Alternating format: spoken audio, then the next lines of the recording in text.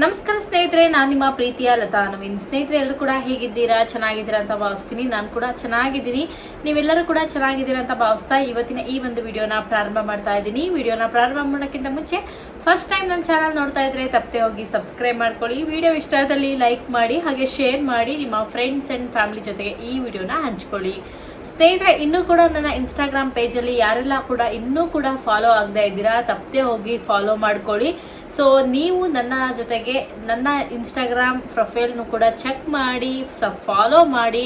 So ನಾನು ಮಾಡುವಂತಹ ವಿಡಿಯೋಗಳಿಗೆ support ಮಾಡಿ ಅಂತ ಈ ಮೂಲಕ ಕೇಳ್ಕೊತೀನಿ. ಸ್ಕಿನ್ ಕೇರ್ ಟಿಪ್ಸ್ ಆಗಿರ್ಬೋದು, ಬ್ಯೂಟಿ ವ್ಲಾಗ್ಸ್ ಆಗಿರ್ಬೋದು, ಹಾಗೆಯೇ ನಿಮಗೆ ಸಿಲ್ವರ್ ಜ್ಯುವೆಲರಿಗಳಾಗಿರ್ಬೋದು, 916 ಜ್ಯುವೆಲರಿಗಳಾಗಿರ್ಬೋದು. ಸೊ ನನ್ನ ಕಡೆಯಿಂದ ಏನೆಲ್ಲ ಸಾಧ್ಯ ಆಗುತ್ತೋ ಅಂಥ ವಿಡಿಯೋಗಳನ್ನು ನಿಮಗೆ ಡ್ರೆಸ್ಸಿನ ಏನು ಲಿಂಕ್ ಆಗಿರ್ಬೋದು, ಜೊತೆಗೆ ಎಲ್ಲದನ್ನು ಕೂಡ ನಿಮ್ಮ ಜೊತೆ ಶೇರ್ ಮಾಡ್ಕೊತಾ ಹೋಗ್ತೀನಿ. ಪ್ರತಿಯೊಬ್ಬರು ಕೂಡ ನನ್ನ ಇನ್ಸ್ಟಾಗ್ರಾಮ್ ಪೇಜನ್ನು ಫಾಲೋ ಮಾಡಿ, ಸಪೋರ್ಟ್ ಮಾಡಿ. ನಾನು ನಿಮಗೆ ಡಿಸ್ಕ್ರಿಪ್ಷನಲ್ಲಿ ಕೂಡ ಲಿಂಕ್ ಕೊಟ್ಟಿರ್ತೀನಿ, ಜೊತೆಗೆ ನನ್ನ ಕಮೆಂಟ್ ಬಾಕ್ಸಲ್ಲೂ ಕೂಡ ಪಿನ್ ಮಾಡಿರ್ತೀನಿ. ಸಪೋರ್ಟ್ ಮಾಡಿ ಅಂತ ಮತ್ತೊಮ್ಮೆ ಕೇಳ್ಕೊತಾ ಇದ್ದೀನಿ. ಯೂಟ್ಯೂಬ್ ಚಾನಲ್ಗೆ ಹೇಗೆ ಸಪೋರ್ಟ್ ಮಾಡ್ತಾ ಇದ್ದೀರೋ ಅದೇ ರೀತಿಯಾಗಿ ಇನ್ಸ್ಟಾಗ್ರಾಮ್ಗೂ ಕೂಡ ಫಾಲೋ ಮಾಡಿ, ಸಪೋರ್ಟ್ ಮಾಡಿ ಸ್ನೇಹಿತರೆ. ಸೊ ಇವತ್ತು ನಾನು ನಿಮಗೆ ತಿಳಿಸ್ಕೊಡ್ತಿರುವಂಥ ವಿಚಾರ ಏನಂತ ಅಂದರೆ, ತುಂಬ ಜನ ಕಾಯ್ತಾ ಇದ್ದಂಥದ್ದು, ನಮಗೆ ನೀವು ನೋಡ್ಬೋದು ಸುಕನ್ಯಾ ಸಮೃದ್ಧಿ ಯೋಜನೆಗೆ ಹೇಗೆ ಅರ್ಜಿಯನ್ನು ಹಾಕಬೇಕು ಅಂತ ಕೇಳ್ತಾ ಇದ್ರಿ. ಇನ್ನು ಕೆಲವರು ಆಧಾರ್ ಕಾರ್ಡನ್ನು 10 ವರ್ಷ ಆದವ್ರು ಮಾತ್ರ ನಾವು ಹೋಗಿ ನಿಮ್ಮ ಹತ್ತಿರದಲ್ಲಿರುವಂತಹ ಬ್ಯಾಂಗ್ಳೂರನ್ನೋ ಕರ್ನಾಟಕವನ್ನೋ ಸೊ ಗ್ರಾಮೊಂದಿಗೆ ಹೋಗಿ ಚೇಂಜಸ್ ಮಾಡಿಸ್ಬೇಕಾ, ಏನೇನು ದಾಖಲಾತಿಗಳು ತಗೊಂಡು ಹೋಗಬೇಕು ಅಂತ ಕೂಡ ಕೇಳ್ತಾ ಇದ್ರಿ. ಇದ್ರ ಬಗ್ಗೆ ಕೂಡ ಇನ್ಫಾರ್ಮೇಷನ್ ಕೊಡ್ತೀನಿ. ಹಾಗೆ ಗೃಹಲಕ್ಷ್ಮಿ ಯೋಜನೆ 25-26ನೇ ಕಂತಿನ ಹಣದ ಬಗ್ಗೆ ಕೂಡ ಇನ್ಫಾರ್ಮೇಷನ್ ಕೊಡ್ತೀನಿ. ವಿಡಿಯೋನ ಎಲ್ಲೂ ಕೂಡ ತಪ್ಪದೆ ಅರ್ಧಂಬರ್ಧ ವಿಡಿಯೋ ನೋಡ್ದೇನೆ ಪೂರ್ತಿ ವಿಡಿಯೋಗಳನ್ನ ನೋಡಿ ಸಪೋರ್ಟ್ ಮಾಡಿ ಅಂತ ಕೇಳೋಣ. ಸೊ ಅದ್ರ ಜೊತೆಗೆ ನಿಮ್ಮೆಲ್ಲರಿಗೂ ಕೂಡ ಗೊತ್ತಿದೆ, ತುಂಬ ಜನ ನನ್ನ ವಿಡಿಯೋಗಳನ್ನ ನೋಡ್ತಾ ಇರೋರು ಬಿಗ್ ಬಾಸ್ ತುಂಬ ಜನ ನೋಡ್ತಾ ಇರೋರು ಇದ್ದಾರೆ, ಅದರಲ್ಲಿ ಇನ್ಕ್ಲೂಡಿಂಗ್ ನಾನು ಕೂಡ ಹೌದು.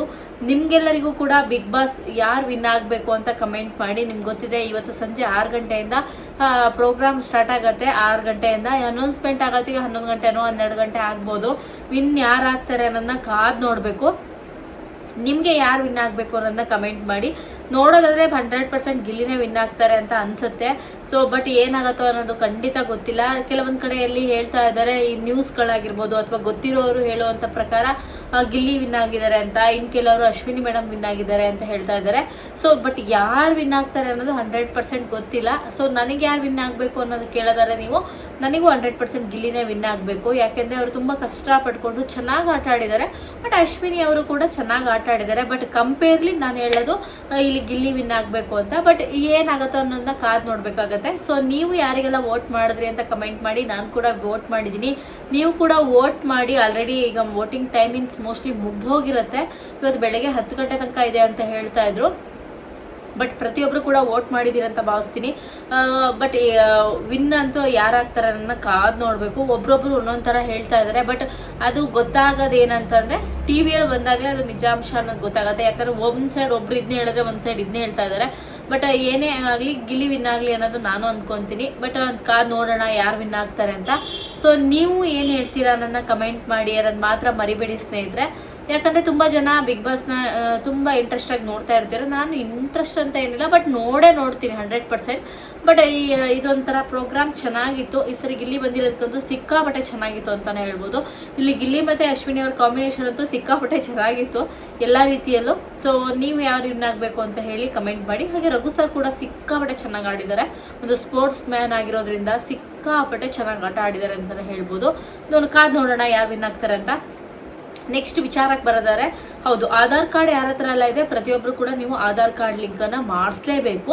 ಅಂದರೆ ನಿಮ್ಮ ಆಧಾರ್ ಕಾರ್ಡ್ ಏನಿರುತ್ತೆ, ನಿಮ್ಮ ಆಧಾರ್ ಕಾರ್ಡ್ ಮಾಡಿಸಿ 10 ವರ್ಷ ಆಗಿರ್ತಾರೆ ನಿಮ್ಮ ಹತ್ತಿರದಲ್ಲಿರುವಂಥ ಬ್ಯಾಂಗ್ಳೂರನ್ನ ಕರ್ನಾಟಕವನ್ನಿಗೆ ಹೋಗಿ ನೀವು ಆಧಾರ್ ಕಾರ್ಡ್ನ ಅಪ್ಡೇಟ್ ಮಾಡಿಸ್ಬೇಕಾಗತ್ತೆ. ಇಲ್ಲ ನಾವು 2 ವರ್ಷ ಆಗಿದೆ, ಫೋನ್ ನಂಬರ್ ಚೇಂಜಸ್ ಮಾಡಿಸೋದಿಲ್ಲ, ಅಡ್ರೆಸ್ ಕೂಡ ಚೇಂಜಸ್ ಮಾಡಿಸೋದಿಲ್ಲ, ಏನು ಕೂಡ ನಮ್ಮದು ಮಿಸ್ಟೇಕೇ ಇಲ್ಲ ಅಂದರೂ ಕೂಡ ಆಧಾರ್ ಕಾರ್ಡ್ ಮಾಡಿಸಿ 10 ವರ್ಷ ಆಗಿರೋ ಡೆಫಿನೆಟ್ಲಿಯಾಗಿ ಮಾಡಿಸ್ಬೇಕು. ಹೋಗ್ಬೇಕಾದ್ರೆ ಏನಿಲ್ಲ, ನಿಮ್ಮ ಆಧಾರ್ ಕಾರ್ಡ್ ತೊಗೊಂಡೋಗಿ ಅಥವಾ ಗ್ಯಾಸ್ದು ಅಥವಾ ಕರೆಂಟ್ ಬಿಲ್ಲು ಏನೋ ಒಂದು ಪ್ರೂಫಿಗೆ ಇನ್ನೊಂದು ಇಟ್ಕೊಳ್ಳೋದಾಯಿತು, ವೋಟರ್ ಐ ಡಿ ಆಗಿರ್ಬೋದು, ತಗೊಂಡೋದ್ರೆ ಮಾಡ್ಕೊಡ್ತಾರೆ. ಕೆಲವೊಂದು ಕಡೆಯಲ್ಲಿ 100 ರೂಪಾಯಿ ತೊಗೊತಾ ಇದ್ದಾರೆ, ಕೆಲವೊಂದು ಕಡೆಯಲ್ಲಿ 75 ರೂಪಾಯಿ ತೊಗೊತಾ ಇದ್ದಾರೆ. ಒಂದು ವಾರದಲ್ಲಿ ನಿಮ್ಗೆ ಸಿಗುತ್ತೆ.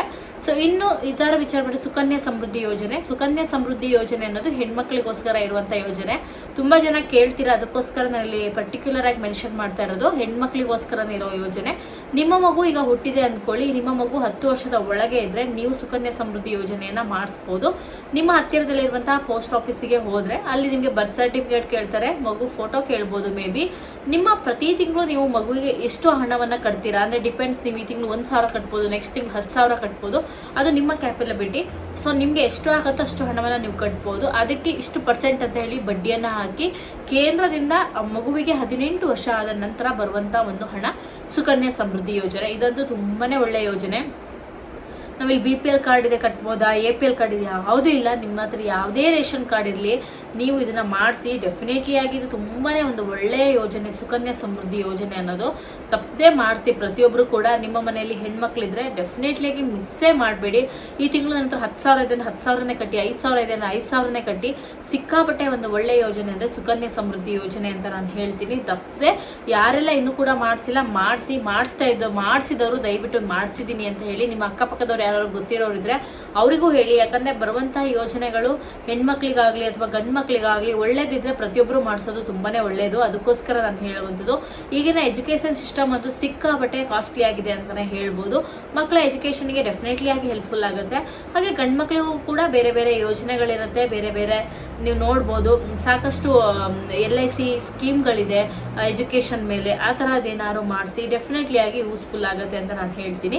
ಸೊ ನಿಮಗೆ ನೆಕ್ಸ್ಟ್ ನಾನು ಹೇಳಿದರೆ ಗೃಹಲಕ್ಷ್ಮಿ ಯೋಜನೆ. ಹೌದು, ಗೃಹಲಕ್ಷ್ಮಿ ಯೋಜನೆ 25-26ನೇ ಕಂತಿನ ಹಣ ಇನ್ನೂ ಕೂಡ ಜಮಾ ಆಗಿಲ್ಲ. ಖಾತೆಗಳಿಗೆ ಮೇ ಬಿ ನಾಳೆಯಿಂದ ಜಮಾ ಆಗತ್ತೆ ಅಂತ ಹೇಳ್ತಾ ಇದ್ದಾರೆ. ಯಾವುದಕ್ಕೂ ಹಣ ಬಂದ್ಮೇಲೆ ಬಂತು ಅಂತ, ಯಾಕಂದ್ರೆ ನಾವು ಇದಕ್ಕೂ ಮುಂಚೆನೆ ಹೇಳ್ಬಿಡ್ತೀವಿ.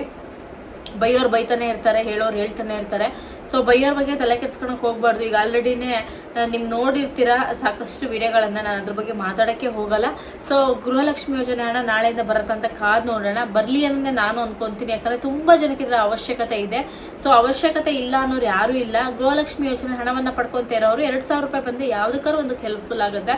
ಈಗ ನನ್ನ ಹತ್ರ ಕೋಟಿ ಇದೆ, ನನಗೆ 2,000 ರೂಪಾಯಿ ಬರ್ತಾ ಇದೆ, ನಾನು ಖರ್ಚೇ ಮಾಡಲ್ಲ ಅಂತ ಯಾರು ಹೇಳಲ್ಲ. ಅದನ್ನು ಯೂಸ್ ಮಾಡ್ಕೊತಾರೆ. ಫಸ್ಟ್ ಆಫ್ ಆಲ್ ಕೋಟಿ ಇರೋರಿಗೆ 2,000 ರೂಪಾಯಿ ಬರೋದೇ ಇಲ್ಲ. ಸೊ ಈ ಥರ ನಾನು ನಿಮಗೆ ಹೇಳಕ್ಕೆ ಇಷ್ಟಪಡ್ತೀನಿ.